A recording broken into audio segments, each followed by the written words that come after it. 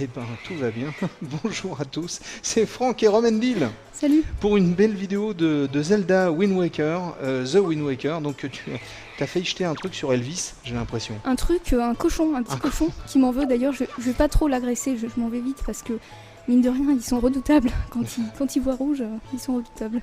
Donc, alors là, cette vidéo, là, on va en faire plusieurs. On l'a dit dès le départ.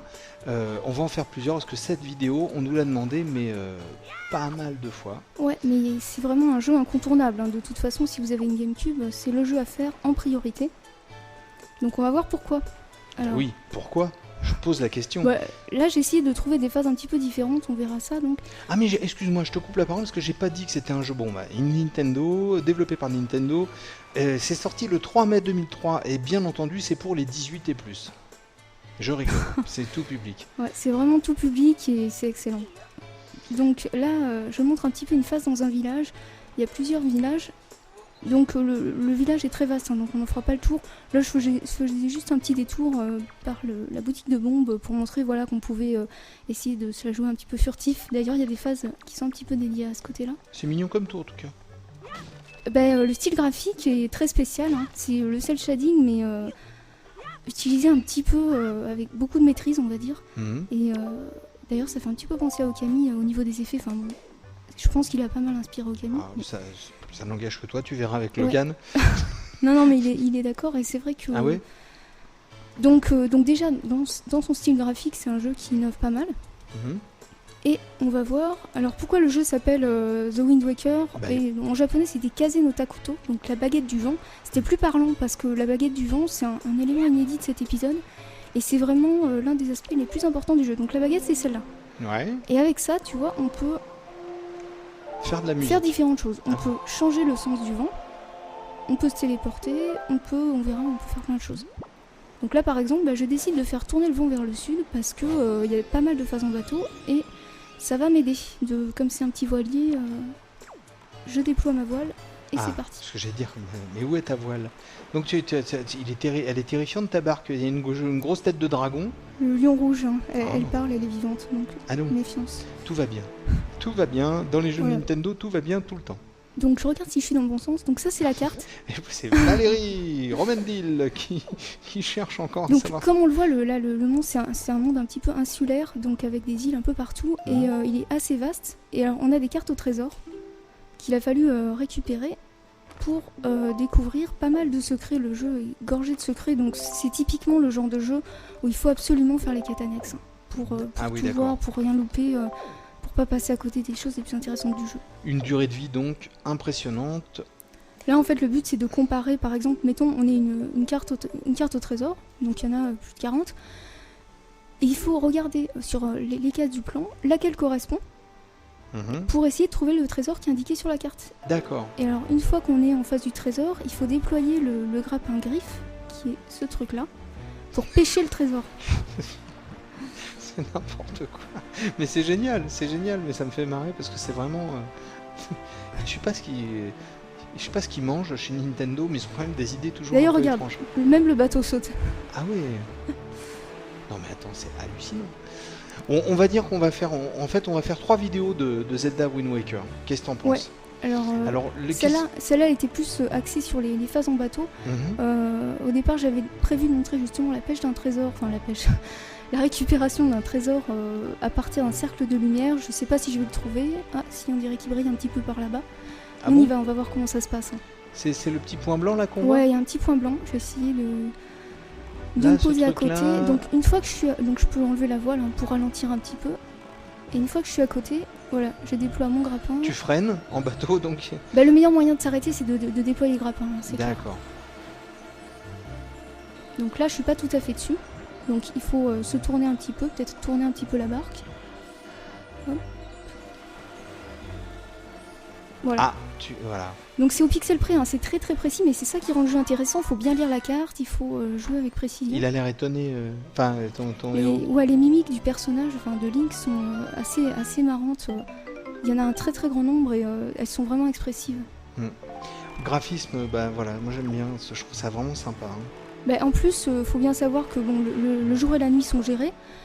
Aussi, les conditions météorologiques, il peut y avoir des tempêtes à prendre en compte, donc forcément des vagues, tout ça, bon, on ne verra pas forcément parce que ça prend un peu de temps. On peut être attaqué en mer par des ennemis, donc pour ça, il suffit d'équiper. Il y a plusieurs choses qui peuvent être équipées sur le bateau. Par exemple, le canon. Ah ouais. Tu vois, on peut lancer des bombes sur différentes choses pour se défendre. Il y a d'autres choses, hein, comme on le voit ici. On voit qu'il y a plein de... Il y a une arbalète. Ouais, mais ça, c'est plus pour... C'est pas pour les phases en bateau. Ah, donc, pardon. Là, c'était... Eh bien, voici encore une bêtise racontée par Franck. Ah, tu vois, là, le temps se couvre. Ah oui. On se croirait à Brest. D'un coup, d'ailleurs, on fait un petit bonjour à notre Lolo préféré. Salut Logan, toi qui es à Brest. On a d'ailleurs une longue vue pour voir un petit peu à distance. Une longue vue et même un appareil photo. Donc ça fait partie d'une quête annexe, puisque comme je l'ai dit, il y a beaucoup de quêtes super annexes. équipé, il est super équipé ton copain. Là. Mais alors, d'ailleurs là, je fais une petite dédicace à Riva Hall. Oui. Ah bah voilà mon petit poussin. Oh, il est mignon. Alors on va voir, regarde, c'était Riva Hall en famille. Ouais. Alors, les papas Riva Hall, maman Riva Hall, et puis il y a Riva Hall au milieu. Je sais plus où j'ai trouvé ça, c'est marrant. Donc ouais, ce que je voulais dire, donc la carte, on a vu, elle est immense. Donc je repasse en mode carte. Je voulais montrer aussi, donc tu vois la baguette du vent, elle a plusieurs niveaux de longueur, on va dire. Et ça nous permet en fait de jouer des musiques plus longues qui ont d'autres pouvoirs. Là par exemple, c'est le Requiem de la Tornade qui me permet de me téléporter à différents endroits sur la carte. Et tous les points qui brillent là. Donc comme on le voit, il y en a beaucoup et ils sont bien répartis. En fait, si tu calcules bien, à aucun moment tu as besoin de faire... si tu téléportes, tu as besoin de faire plus de 2 cases pour aller d'un point à un autre. Encore 2 cases, c'est même une case et demie. Donc ce qu'il faut dire, c'est qu'il y a des gens qui reprochaient principalement à ce jeu les phases en bateau qui étaient trop longues. Je pense qu'il faut bien comprendre que ce Requiem de la Tornade, on peut l'avoir très très tôt dans le jeu. Et ça abrège énormément les voyages en bateau. D'accord. Donc faut pas oublier ça quoi. Je pense que les concepteurs ont quand même bien calculé le truc, de sorte que pour pas que ce soit trop long, on n'ait jamais trop de chemin à faire. Donc à partir de là, je crois pas qu'on puisse considérer ça comme un point négatif. Enfin moi ça m'a pas du tout dérangé. Et là normalement tu dois arriver à Fort Boyard. C'est vrai que ça ressemble. Fais gaffe au tigre. Bon, qu'est-ce que tu penses du fait de refaire une autre vidéo?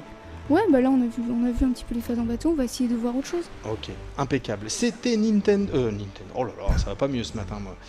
Donc surtout qu'on est l'après-midi. Donc Zelda The Wind Waker sur GameCube. On se retrouve pour une autre vidéo avec... Oh bah tiens en parlant de Riva Hall, tiens. Non. Si. Allez, on vous fait une grosse bise à tous. On vous dit à bientôt. Ciao, salut. Salut. Tu retrouves pas cœur ça. Non.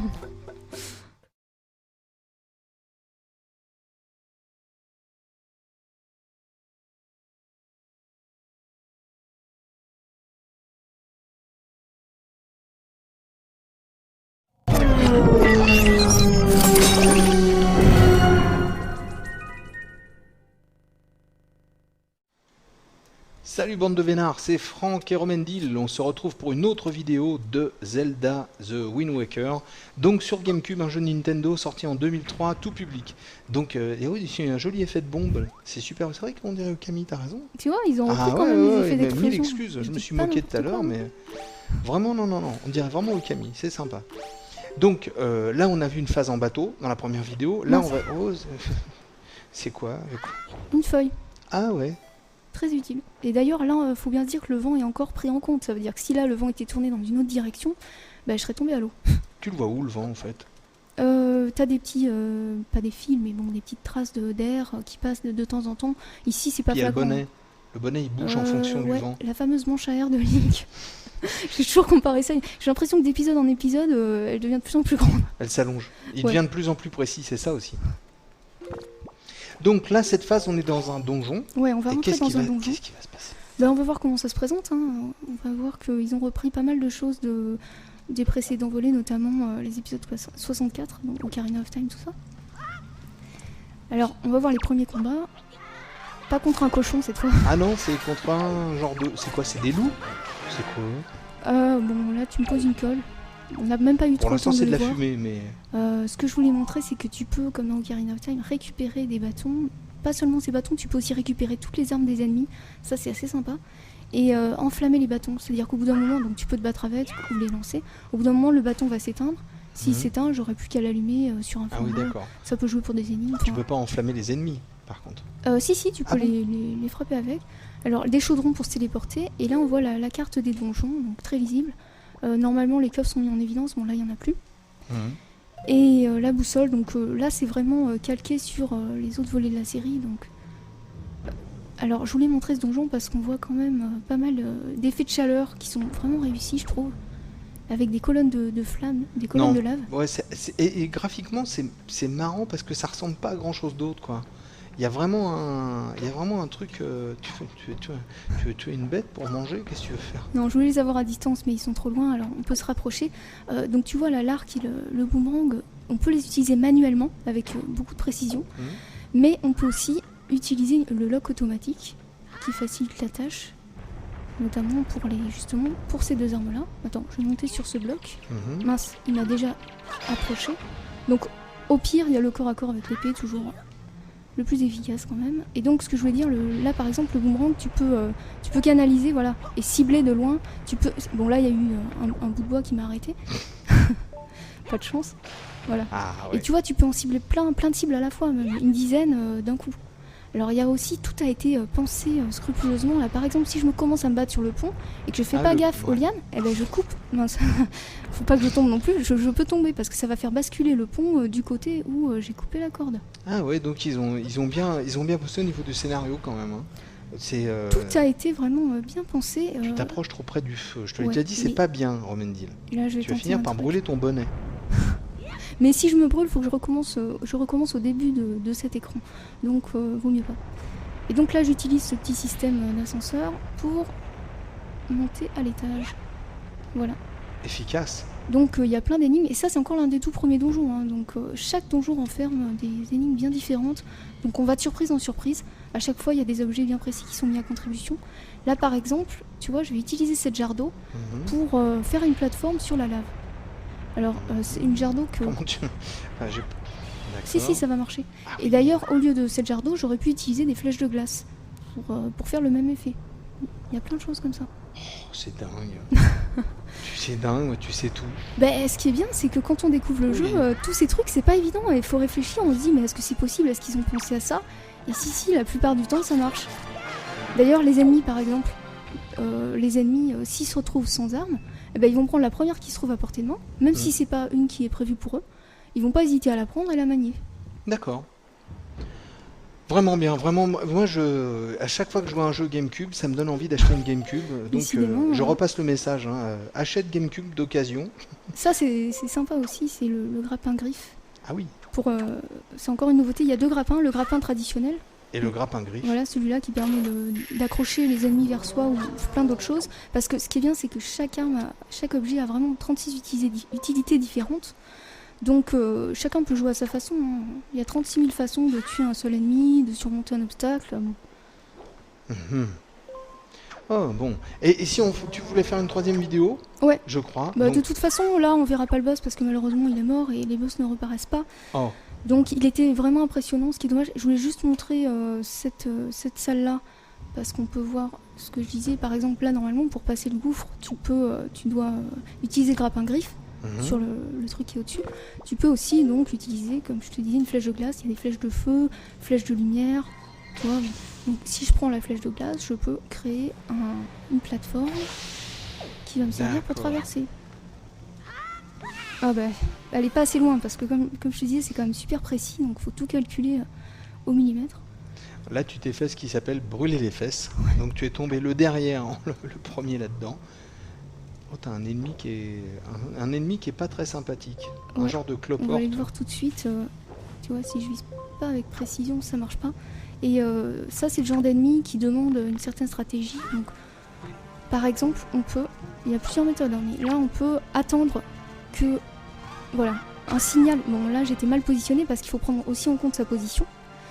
Un signal qui t'indique à quel moment tu peux contre-attaquer. Et ça marche contre quasiment tous les ennemis. C'est quoi le signal? C'est ça. Là, on a entendu un petit bruit sonore. Ouais. Et on a vu mon épée briller. Et c'est le signal pour te dire que tu peux faire une super contre-attaque, une esquive pour attaquer le boss, enfin l'ennemi différemment. T'as une épée qui brille, comme Arthur, Tout à fait. comme Alexandre Astier, qui nous fait bien rire. Bon, écoute, on se retrouve pour une 3e vidéo. Ouais. Ça te branche? Ouais. En attendant, on est très content de vous avoir montré cette 2e vidéo de Zelda de Wind Waker. On nous l'avait demandé, voilà, vous êtes servis, bande de vénards. On vous dit à tout de suite, ciao, salut à tous. Salut.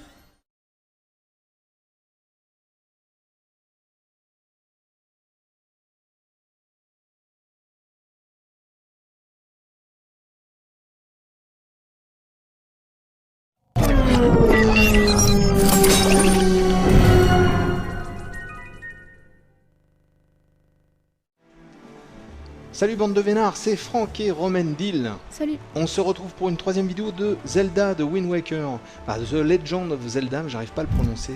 Donc The Wind Waker, un jeu Nintendo sorti en 2003, tout public, et qui se joue sur GameCube bien entendu. Donc là, 3e vidéo, qu'est-ce qui va se passer? Alors, je voulais absolument montrer cette zone parce que ça nous renvoie plus aux anciens épisodes de la série. Ouais. C'est-à-dire que il y a des gens qui ont essayé d'établir une chronologie des Zelda. Et je trouve que c'est un petit peu délicat parce qu'on a plutôt l'impression que Miyamoto a voulu faire des jeux qui sont vraiment distincts les uns des autres, sans véritablement de lien entre eux. C'est-à-dire que le Link, en fait, qu'on contrôle, moi j'ai plutôt l'impression qu'à chaque fois c'est un personnage différent. Il n'a pas forcément le même vécu d'un épisode à l'autre. Donc quand on démarre ce jeu-là, on a l'impression d'être dans un monde totalement nouveau. On l'a vu, c'est un monde plutôt insulaire et sans de véritables liens avec les autres volets. Et quand on arrive ici, on découvre un continent englouti sous les flots. Tout de suite là, les fans devraient reconnaître la musique de... Allez, arbitre la musique. C'est un remix du thème du palais d'Hyrule de Zelda 3, A Link to the Past. Et une musique, donc c'est l'un des meilleurs thèmes de la saga, qu'ils ont repris là. Non mais je te jure, pour le fan, quand tu arrives là, c'est un gros moment d'émotion. En plus, le remix est super. Non, mais le remix est vraiment superbe. Et donc là, tu comprends tout de suite, tu comprends les liens qu'il y a. Tu vois tu vois la statue de Link en morceaux. Bon, là, il s'est passé quelque chose, on dira pas quoi. D'ailleurs, c'est l'une des scènes les plus difficiles, enfin, en tout cas, l'un des moments les plus forts du jeu. Et alors là, je vais prendre la longue vue pour qu'on voit un petit peu, parce que c'est un passage où on découvre justement les liens avec Hyrule. Là, on découvre quoi? Un tableau avec la princesse Zelda. On va découvrir ce qui se passe avec la princesse Zelda. Un tableau qui révèle pas mal de choses d'ailleurs, donc je vais pas trop rester dessus. Et là, Daphnes Nohansen Hyrule, le père de Zelda, roi d'Hyrule. Comment il s'appelle? Daphne Nohansen. Daphnes Nohansen. Ouais, j'adore ce nom. Et donc voilà, donc une scène très importante, puisque c'est ici aussi, on va rentrer dans le souterrain. C'est ici qu'on récupère Excalibur, qu'on découvrait aussi dans Zelda 3. Excalibur que j'ai en main d'ailleurs. Et voilà. Alors, d'ailleurs, je résiste pas au plaisir de vous montrer la façon dont on dégaine. Ouais, il a un petit air, petit jeu méchant pendant un dixième de seconde. Le bruitage, le bruit de lumière, je trouve ça excellent. D'ailleurs, si on veut l'amplifier, il suffit de boire un peu de soupe de mémé. La soupe de mémé. La soupe de mémé qui amplifie notre pouvoir et qui fait briller notre lame. Ah ouais. Donc, et là, il n'y a pas que la lame qui brille, il y a les yeux de Valérie qui sont tout brillants, parce que là on sent qu'elle se régale et c'est vraiment son truc. Non, Zelda. mais il y a plein de petites choses, là on fera jamais le tour de tout ce qu'il y a à voir. Hein. J'ai l'impression, ouais. C'est impossible, mais je voulais donc attarder sur plusieurs points qui m'ont plu. Donc là, un petit peu le sanctuaire d'Excalibur, c'est intimidant. C'est intimidant, il y a des vitraux autour qui ont été qui dévoilent les différents sages. Enfin, ceux qui ont fait même Ocarina of Time, même tous les autres volets, on retrouve des choses. Donc c'est ça qui est intéressant à voir. Donc maintenant, je vais quitter cette zone et montrer comment se présente l'extérieur d'Hyrule, puisque on va dire que c'est en quelque sorte Hyrule sous l'univers de Wind Waker. Elle est à donf dedans. C'est dingue, faut qu'on te voit en fait. Mais non, mais il n'y a rien à voir en plus. Hein. Il n'y a rien à voir. Si, mais il faudrait qu'on te voit parce que t'es là. Attends, il faut que je quitte par la bonne porte, pas par celle où je suis rentrée. Mais te perds pas encore, ouais. Ça serait sympa. Mais je savais pas qu'il avait Excalibur, moi. Si, Excalibur. La vraie? La seule, l'unique. Celle d'Alexandre Astier? Le gros lourd, tu sais. Qu'on salue? Non. Donc, ouais, non, mais tu c'est... Ah oui. Regarde, esthétiquement, le jeu ressemble... Enfin, ce monde-là ressemble pas au reste. Donc on a l'impression d'être dans une dimension parallèle, un monde légendaire qui n'existe pas. Enfin, c'est une autre ambiance. Ah bah là, refais voir un peu les montagnes et tout ça. Tu vois, Il y a un petit côté Heidi quand même. Non, Arrête. je plaisante. Tu brises tout, tu casses tout là. Tu le fais exprès. Bien sûr, je le fais exprès pour te faire rager. J'ai vu tes yeux se sont plissés. Il y a eu Ouais. un genre de coup de revolver dans tes Si yeux j'avais quand pas j'ai la dit ça. manette en main, là, je pense que... Tu me giflerais. Voilà, donc j'en profite pour montrer d'autres manières de se battre. Là, comme je te l'ai dit, l'arc, tu peux l'utiliser manuellement ou avec le lock. Ouais. C'est très très jouable. Là, on va voir des ennemis qui sont assez intéressants. Oula. Bon, je pensais pas à ces blobs. Mais bon, les blobs sont quand même sympas. Ça vaut pas les slimes dans Dragon Quest. Mais... Là, tu vois ce que je te disais, le coup d'épée spécial. Quand tu respectes le timing, qui te permet de faire des... Et toujours, très important, le bouclier. Donc, vraiment, faut pas oublier l'usage du bouclier parce que essentiel dans le jeu. C'était le cas dans Ocarina of Time, dans Majora's Mask aussi. Mais, Oh là là, c'est un espèce de gros cochon. ouais, leurs mimiques sont vraiment sympas. Donc tu vois, quand ils échappent leurs armes, ils essayent de se battre à main nue. Et dès que possible, ils vont récupérer leur arme. Donc toi, tu peux la leur piquer D'accord. pour te battre avec. Bon, Pas facile à remarquer parce qu'elle est grande. un gros coup de poing. Et ils peuvent aussi s'emparer des armes des autres adversaires. Là, il y en a un autre qui m'attend. Oh, mais... Donc tu vois, t'as les pas de côté, les roulades arrière. Tu peux te battre. Enfin, c'est un vrai plaisir à jouer. Bah ça se voit. Et ben voilà, c'était une troisième vidéo de Zelda The Wind Waker avec Romendil aux commandes. Et il faut le dire que Romendil, pendant qu'elle va se battre contre son boss là, moi je vais essayer de faire un petit récapitulatif de ce Zelda. Donc Nintendo nous a offert ce jeu. On le trouve encore en neuf sur internet. On le trouve à une trentaine d'euros, donc c'est pas grand chose étant donné qu'il y a une durée de vie, je pense qu'il doit être assez gigantesque. Ouais, il est quand même assez long. Là, je voulais juste montrer un truc sympa, les bottes de plomb, parce que les mimiques, les expressions du visage de Link changent vraiment en fonction de ce qu'il tient. Là, t'as vu, t'as carrément un gros marteau. C'est vraiment, il y a beaucoup d'humour. C'est excellent. Il écarquille les yeux quand il frappe. Ben voilà, c'était Zelda Wind Waker avec une musique qui fait... C'était ça. Tu l'as retenu, mais... Pas bien. Ouais. Bon, allez, on vous laisse, on vous dit ciao. Salut à tous. Je sens qu'elle va poser sa manette et m'en coller une dès qu'elle aura fini. À bientôt. Salut à tous. Salut.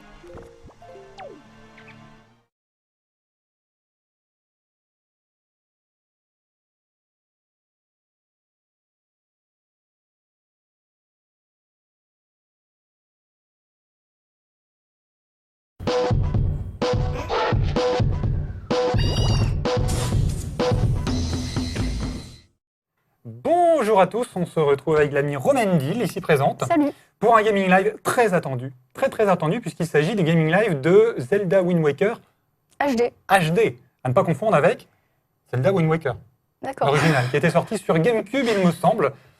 Et donc, tu vas nous en parler. Alors, petite précision, c'est un gaming live un tout petit peu spécial, on va dire, puisqu'il est composé uniquement d'extraits. Pourquoi ? Parce que tu avais beaucoup de choses à nous montrer. Et puis aussi parce que le système de sauvegarde faisait que c'était plus simple pour nous de vous montrer une succession de petits extraits pour bien cibler sur les nouveautés. Voilà, donc a priori tout le monde y trouve son compte. Et puis on va peut-être commencer directement, là, maintenant, tout de suite. C'est magnifique, bravo à la technique, encore une fois. Bravo à Nico. Voilà. Alors, on va démarrer tout de suite. Donc, pour rappel, comme on le voit sur cet écran titre, il y a un écart de plus de 10 ans, enfin 10 ans on va dire, parce que la version française de Wind Waker sur GameCube était sortie début 2003, si je dis pas de bêtises. Ouais.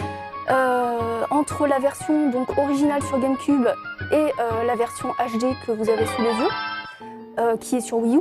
Alors tout de suite, je précise tout de suite qu'on va vraiment s'attarder dans ce GL, tout comme je l'ai fait pour le test, sur les spécificités de la version HD. C'est l'idée. C'est-à-dire qu'on n'a pas le temps de toute façon de rentrer dans les détails du jeu, etc.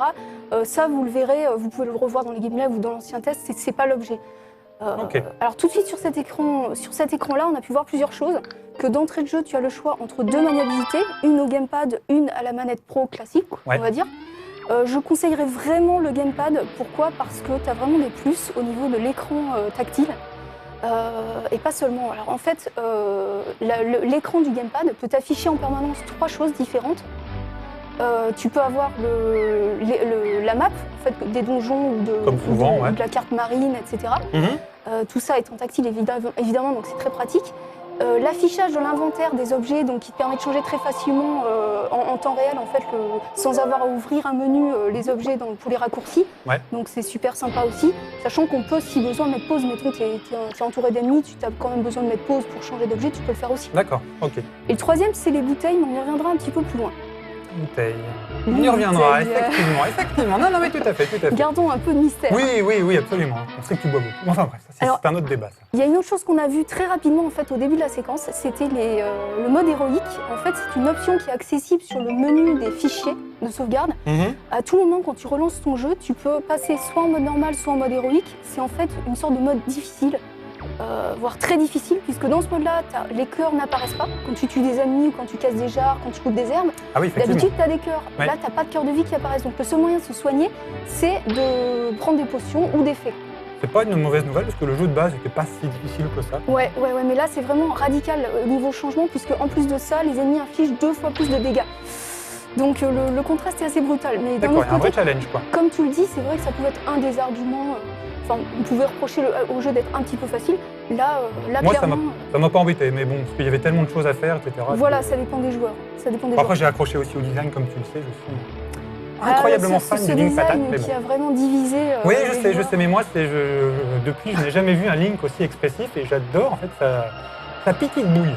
Le Link qu'on appelle, cet épisode qu'on appelle affectueusement le Zelda patate. Le Zelda patate, ouais, effectivement. Mais c'est officiel, ça, alors, en fait, c'est plutôt Non, je né crois à la pas. rédac. Genre avec toi. Alors, honnêtement, je crois que c'est né au sein de la rédac. Ouais, c'est bien, Je ne me rappelle pas l'avoir vu ailleurs. c'est bien ce qui me semblait aussi. Mais Je l'ai jamais vu mentionné dans un communiqué officiel de Nintendo. voilà, c'est affectueux quoi. Alors, en fait, mine de rien, les extraits ça passe assez rapidement. Je ne sais pas si vous avez Oui. eu le temps de voir cette séquence en mer qui montrait notamment le bateau, enfin le lion rouge, hein, la barque, on va dire, de Link.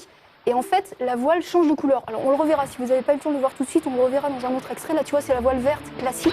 Ouais. Ah bah tiens, enfin. Ça, c'était un défaut aussi, en fait, du précédent Alors, jeu. Où, ça avait été reproché par les joueurs qui n'étaient pas fans du côté exploration ultra prononcé.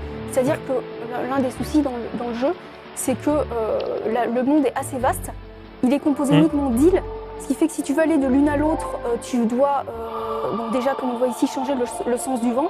Et dès que tu changes un petit peu de cap, et tu n'avances pas très très vite. Donc effectivement, là, ce qu'ils se sont dit, on va résoudre tous ces problèmes-là d'une façon très simple. On va créer une voile rapide. Alors attention, la voile rapide, elle est cachée, elle est optionnelle. Donc déjà, je ne dirais pas comment la débloquer. Vous pourrez le trouver dans les astuces de toute façon. Tu peux l'avoir rapidement. On peut l'avoir assez rapidement, mais on peut passer complètement à côté. C'est-à-dire que si on ne le sait pas, on peut tout à fait terminer le jeu sans l'avoir. Et cette voile rapide, non seulement elle double la vitesse, mais on ne la voit pas parce qu'on arrive face à une tour. On l'a vu tout à l'heure, en plus. Elle permet d'aller vraiment beaucoup plus vite. Et surtout, elle a tout le temps le vent dans le dos. C'est-à-dire qu'on n'a plus besoin de sortir la baguette pour jouer l'air du vent, pour remettre le cap dans la bonne direction, ce qui peut devenir un peu lourd.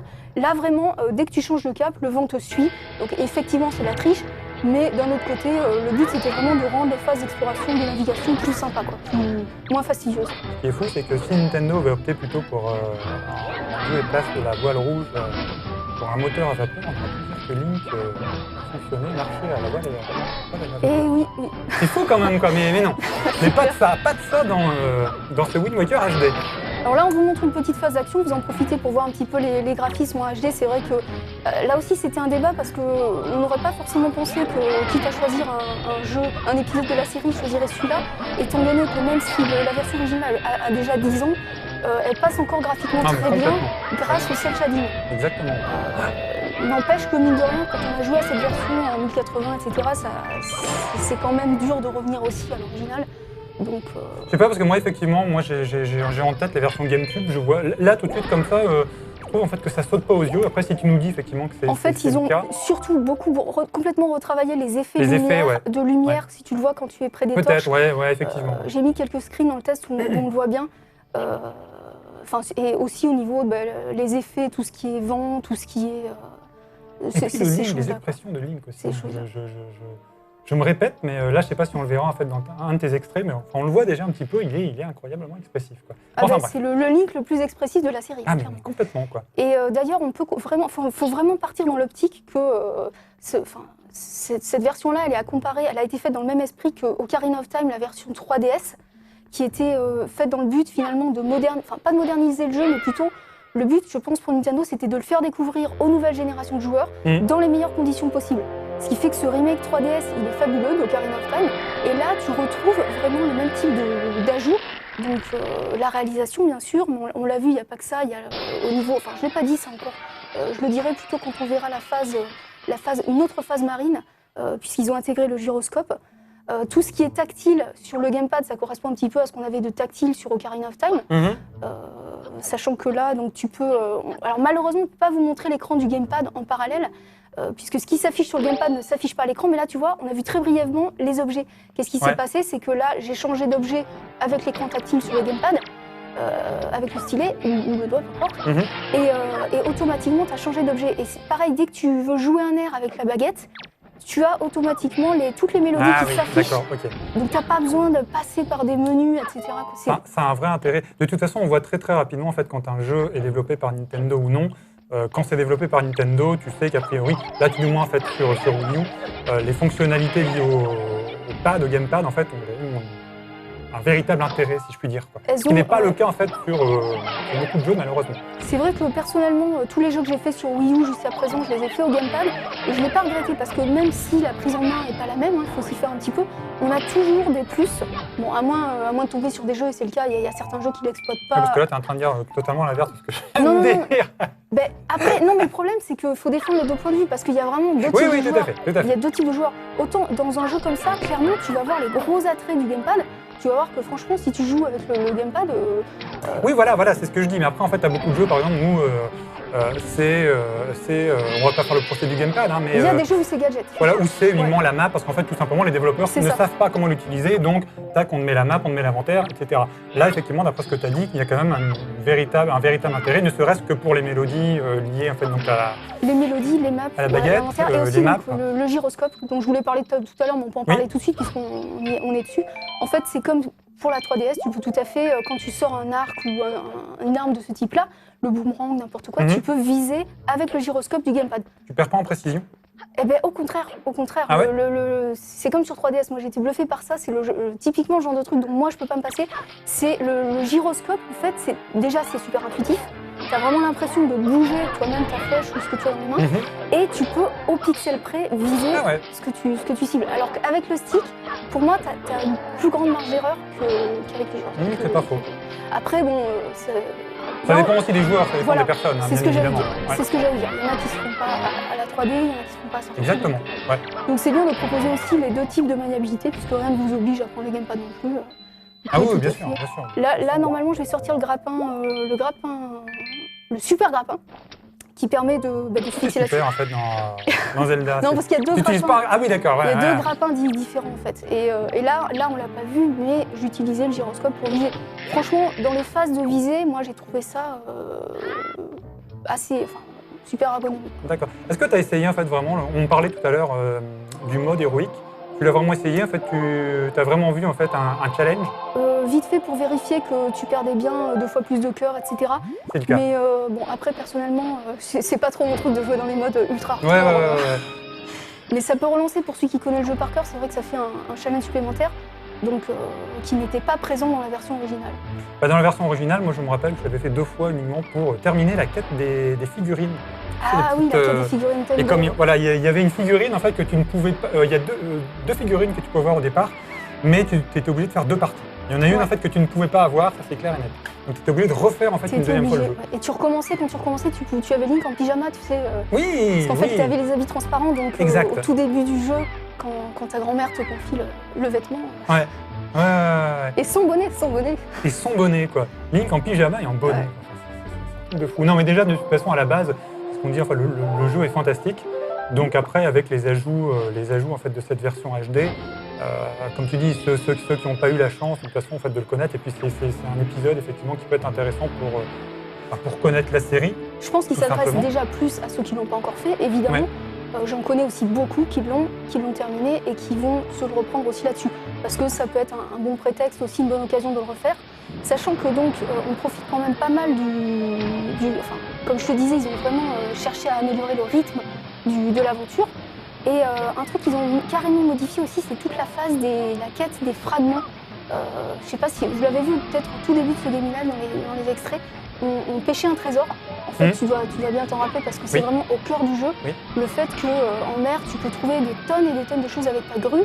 Tu as des fois des petits halos lumineux, mais des fois, tu n'as pas d'indice. Il faut trouver des cartes au trésor qui vont t'indiquer, qu'il faut comparer ensuite avec ta map. En dévoilant en fait chaque zone, et pour dévoiler chaque zone, il fallait nourrir le poisson de chaque zone pour voir à quoi ça ressemblait, ensuite comparer les deux cartes et pêcher à l'endroit exact où se trouve le trésor pour le remonter. Ah, c'était un tout petit peu fastidieux. C'était un petit peu fastidieux. Alors ce qu'ils ont fait... Fastidieux, je sais plus. Enfin, l'un ou l'autre, bref. Alors ce qu'ils ont fait pour corriger ça, c'est qu'il y a toute une partie obligatoire dans l'aventure qui consiste à collecter les fragments de la Triforce. Ce qu'ils ont fait, c'est qu'ils se sont dit, au lieu d'obliger le joueur à trouver les 8 cartes, déjà d'une façon qui est assez compliquée, mais ça par contre ils l'ont gardé, et sur les 8 cartes que tu trouves, en fait tu vas en trouver que 3, et les 4 autres, ou les 5 autres, attends, 5 plus 3, oui. 6, 7, 8. Non, c'est ça. Les 5 autres, en fait... Et on est rédacteur, hein, pas mathématicien, ça va. Les 5 autres, tu trouves directement les fragments, c'est-à-dire qu'en fait, il te reste plus que 3 cartes à comparer et à aller pêcher en mer, alors que tu devais le faire 8 fois dans la version d'origine. Ah oui, d'accord, donc c'est un plus. Sachant que, je sais pas si tu te rappelles, il fallait non seulement faire ça, mais il fallait en plus débourser une somme faramineuse à Tingle pour qu'il déchiffre. Oui. En plus, il fallait le trouver, il fallait qu'il déchiffre. Non, c'était pas l'idée la plus lumineuse quand même du jeu. Ouais, du jeu, quoi, c'est clair. C'était genre 368 rubis à donner 8 fois, enfin le truc de fou, quoi. Je l'ai fait, j'ai terminé à 100%, mais je me rappelle effectivement que c'était pas le truc qui. De toute façon, pour finir le jeu, tu étais obligé de le faire. Donc là, ils se sont dit, bon ben voilà, on va quand même alléger cette phase-là. Donc c'est vrai qu'elle se termine un peu plus rapidement, mais je pense que c'est pour le bien du jeu.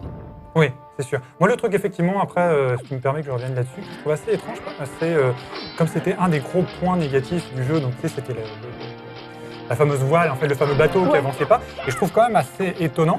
Après, je sais pas s'ils l'ont vendu aussi, s'ils l'ont annoncé avant que le jeu sorte, donc la fameuse voile rouge, et je trouve quand même assez paradoxal d'inclure ça, donc ils sont quand même conscients que c'est ce qu'attendaient pas mal de joueurs, mais de ne pas le proposer dès le départ.